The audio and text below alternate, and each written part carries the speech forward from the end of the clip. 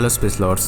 చీకట్లో కనిపించేవన్నీ నక్షత్రాలే అని చాలా మంది అనుకుంటారు. కానీ రాత్రిపూట మెరిసే ప్రతిదీ నక్షత్రం కాదు అని, అందులో మనకు దగ్గరగా ఉండే గ్రహాలు కూడా ఉంటాయి అని చాలా తక్కువ మందికి మాత్రమే తెలుసు. కానీ మన పూర్వీకులు మన సన్ చుట్టూ ఎన్ని గ్రహాలు తిరుగుతాయో, అలాగే గ్రహణాలు ఏ టైంకి ఏర్పడతాయో ఖచ్చితంగా లెక్క కట్టి చెప్పడం ఇప్పటికీ ఒక మిస్టరీ అని చెప్పుకోవాలి. అయితే కొన్నిసార్లు సౌర కుటుంబంలోనే మిగతా గ్రహాలు భూమికి దగ్గరగా వచ్చినప్పుడు అవి ఎక్కువ ప్రకాశవంతంగా కనిపిస్తాయి. అలాంటి టైంలో అవి నక్షత్రాలు కాదు అని, అవి గ్రహాలు అని గుర్తించడం చాలా కష్టమవుతుంది.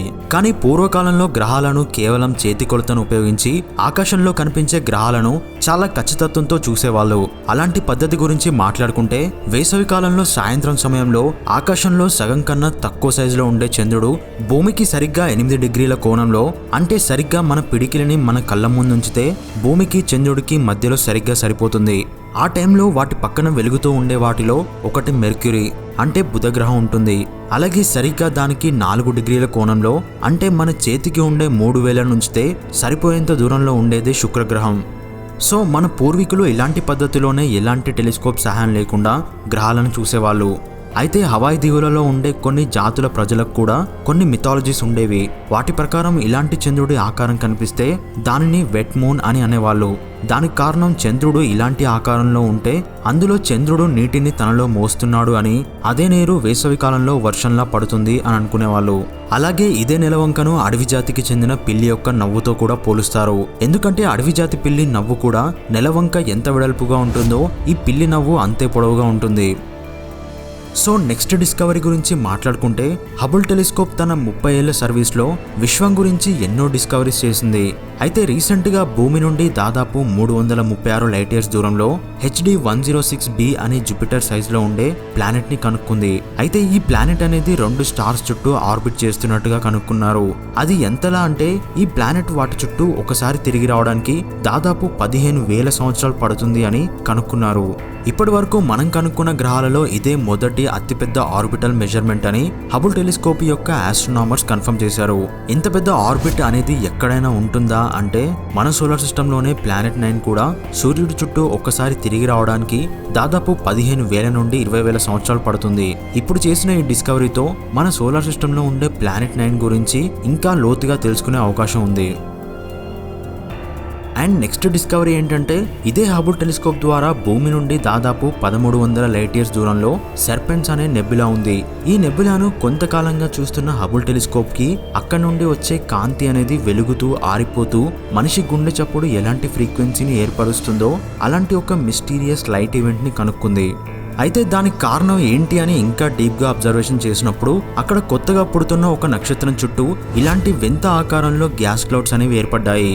సాధారణంగా నక్షత్రాలు ఏర్పడడానికి గ్యాస్ క్లౌడ్స్ అనేవి ఒక డిస్క్ షేప్లో ఫామ్ అవుతాయి. కానీ ఇలాంటి వింత ఆకారంలో డిస్క్ ని కనుక్కోవడం ఇదే మొదటిసారి అనుకోవాలి. దీని కారణంగానే ఆ నక్షత్రం నుండి వచ్చే లైట్ అనేది వెలుగుతూ ఆరిపోతున్నట్లుగా కనిపిస్తుంది అని తెలిసింది. అందుకే దీనికి బ్యాడ్ షాడో అని పేరు పెట్టారు. అంటే గబ్బిలం రెక్కలు ఎలా అయితే ఉంటాయో అలాగే ఈ నక్షత్రం కూడా నీడలను ఏర్పరుస్తుంది. అయితే ఆ డిస్క్ అనేది అలాంటి వింత ఆకారంలో ఏర్పడడానికి కారణం ఖచ్చితంగా చెప్పలేకపోయినా సరే, అది స్పేస్ అనేది వంపు తిరిగి ఉండడం వల్లనే అలా జరుగుతుంది అని ఆస్ట్రోనామర్స్ అంటున్నారు. ఇలాంటి స్పేస్ బెండింగ్ అనేది ఫ్యూచర్ లో అక్కడ ఏర్పడే గ్రహాలపై టైం అనేది ఆ డిస్క్ షేప్ ప్రకారం ఒకేసారి ఫాస్ట్ గా అలాగే కొంతకాలం స్లోగా నడుస్తుంది. కానీ ఆ స్పేస్ బెండింగ్ కి కారణం ఏంటి అనేది దాన్ని కనుక్కునేంత వరకు మిస్టరీగానే మిగిలిపోతుంది. దీన్ని బట్టి చూస్తే యూనివర్స్ అనేది ఎప్పటికప్పుడు మనిషికి కొత్త సర్ప్రైజ్లు ఇస్తూనే ఉంది అని అనుకోవచ్చు. సో నెక్స్ట్ టాపిక్ లోకి వస్తే, ఈ యూనివర్స్ లో క్వాజర్స్ నుండి క్వార్క్స్ వరకు ప్రతి పదార్థం గురించి మనం కనిపెట్టాం అని అనుకుంటాం. కానీ నిజానికి మనిషి చేసే రీసెర్చ్ కి ఆలోచనకు మించిన పదార్థాలు కూడా ఈ యూనివర్స్ లో ఉన్నాయి. అవే dark matter and dark energy, అలాగే యాంటీ మ్యాటర్. వీటన్నిటిని మనిషి తనకున్న ఆలోచన పరిశోధనతో కనిపెట్టడానికి ప్రయత్నిస్తూనే ఉన్నాడు. అలాంటి ప్రయత్నంలో భాగంగా మనిషి స్పేస్ లో నిర్మించిన ఏకైక ల్యాబొరేటరీ ISS మాత్రమే. అలాంటి ISS లో దీనికి సంబంధించిన రీసెర్చ్ జరుగుతుంది. బిగ్ బ్యాంగ్ థియరీ ప్రకారం యూనివర్స్ లో మ్యాటర్ అనేది ఎంత ఉందో యాంటీ మ్యాటర్ కూడా అదే స్థాయిలో ఉంటుంది అని చెప్తుంది. కానీ ఇప్పటి వరకు మనం కనుక్కున్న యాంటీ మ్యాటర్ అనేది చాలా తక్కువ. కాబట్టి అలాంటి యాంటీ మ్యాటర్ ని మనం డైరెక్ట్ గా కనుక్కోలేకపోయినా మన దగ్గర ఉన్న పదార్థాలతో యాంటీ మ్యాటర్ ఎలా ఇంటరాక్ట్ అవుతుంది అనే కోణంలో యాంటీ మ్యాటర్ ని కనుక్కోవాలని చూస్తున్నారు. దానికోసం ఇంటర్నేషనల్ స్పేస్ స్టేషన్ లో ఆల్ఫా మ్యాగ్నెటిక్ స్పెక్ట్రోమీటర్ అనే ఇన్స్ట్రుమెంట్ ని అమర్చారు. ఈ పరికరం అనేది శూన్యంలో బయట నుండి వచ్చే కాస్మిక్ రేస్ ని తనలోకి తీసుకుంటుంది. అయితే ఈ కాస్మిక్ రేస్ అనేవి అందులో అమర్చిన 2 మ్యాగ్నెట్స్ కి మధ్యలో నుండి ట్రావెల్ చేసినప్పుడు సాధారణమైన మ్యాటర్ అయితే ఒక వైపుకు బెండ్ అయి ట్రావెల్ చేస్తుంది. సరిగ్గా ఇక్కడే ఒకవేళ ఆ కాస్మిక్ రేస్ లో యాంటీ మ్యాటర్ అనేది ఉంటే అది మ్యాటర్ కి విరుద్ధంగా ఆపోజిట్ డైరెక్షన్ లో బెండ్ అవుతుంది. అలా మనం యాంటీ మ్యాటర్ ని కనుక్కోవచ్చు. కాబట్టి ఫ్యూచర్ లో యాంటీ మ్యాటర్ కి సంబంధించి ఎలాంటి డిస్కవరీ చేస్తారో చూడాలి. సో నెక్స్ట్ డిస్కవరీ ఏంటంటే సాధారణంగా ప్రతి గెలాక్సీకి మధ్యలో బ్లాక్ హోల్ అనేది ఉంటుంది. వాటి చుట్టే ఆ గెలాక్సీలోని నక్షత్రాలు అన్ని తిరుగుతూ ఉంటాయి. కానీ భూమి నుండి 2.7 బిలియన్ లైట్ ఇయర్స్ దూరంలో ఉన్న అబెల్ 2261 అనే గెలాక్సీ క్లస్టర్ లో ఇప్పటి వరకు ఎలాంటి బ్లాక్ హోల్ ని మనం కనుక్కోలేదు. అంటే ఆ గెలాక్సీ క్లస్టర్ లో బ్లాక్ హోల్ అనేది లేదు. అయితే ఇంత పెద్ద గెలాక్సీ క్లస్టర్ లో బ్లాక్ హోల్ అనేది లేకపోవడం నిజంగా ఆస్ట్రోనామర్స్ కి ఆశ్చర్యం కలిగిస్తుంది.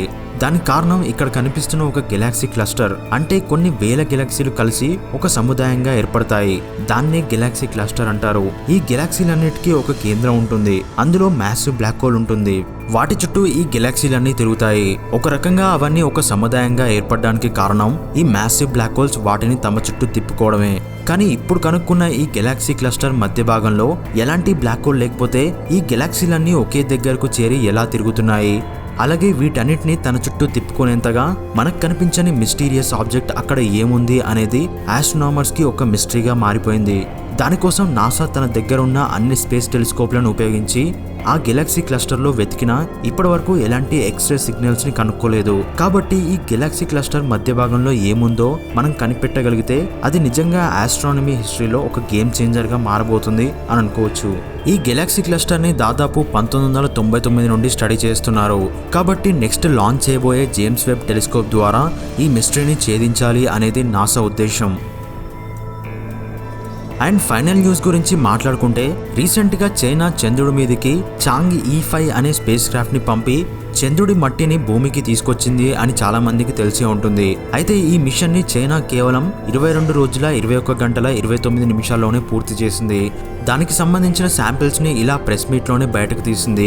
దానికి కారణం నాసా అంత కష్టపడి చేసిన అపోలో మిషన్స్ అన్ని ఒక కాన్స్పిరసీ థియరీ లాగా మిగిలిపోవడం వల్లే చైనా కూడా అలాంటి కాన్స్పిరసీ థియరీలకు అవకాశం ఇవ్వకూడదని ప్రపంచం ముందు ఇలా చంద్రుడి శాంపిల్స్ ని బయటకు తీసింది అని అనుకోవచ్చు. అలాగే ఇప్పుడు తీసుకొచ్చిన ఈ చంద్రుడి మట్టిని యునైటెడ్ నేషన్స్ తో పాటు ఇంటర్నేషనల్ స్పేస్ రీసెర్చ్ పార్ట్నర్స్ కి కూడా ఇవ్వబోతుంది. యునైటెడ్ నేషన్స్ లో అమెరికా, రష్యా, యూరోప్, అలాగే జపాన్ అండ్ కెనడా ఉన్నాయి. అయితే ఇంటర్నేషనల్ స్పేస్ రీసెర్చ్ లో భాగంగా మన ఇస్రోకి కూడా ఈ శాంపిల్స్ ని చైనా పంపిస్తుందో లేదో ఇంకా తెలియాల్సి ఉంది. సో ఈ వీడియోలోని ఇన్ఫర్మేషన్ మీకు నచ్చితే తప్పకుండా లైక్ బటన్ ద్వారా మీ సపోర్ట్ ని తెలియజేయండి. అండ్ ఇంకొక చిన్న విషయం ఏంటంటే అందరూ అడుగుతున్న క్వాంటమ్ మెకానిక్స్ సిరీస్ ని 1 lakh సబ్స్క్రైబర్స్ ని రీచ్ అయ్యాక మళ్ళీ స్టార్ట్ చేయబోతున్నాను. కాబట్టి వీలైనంత వరకు ఇప్పటి వరకు సబ్స్క్రైబ్ చేయని వాళ్ళు ఖచ్చితంగా సబ్స్క్రైబ్ చేసుకోండి.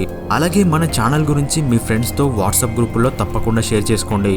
ఫైనల్ గా ఈ వీడియోలోని డిస్కవరీస్ గురించి మీ అభిప్రాయాన్ని కింద కామెంట్ రూపంలో తెలియజేయండి. And thanks for watching.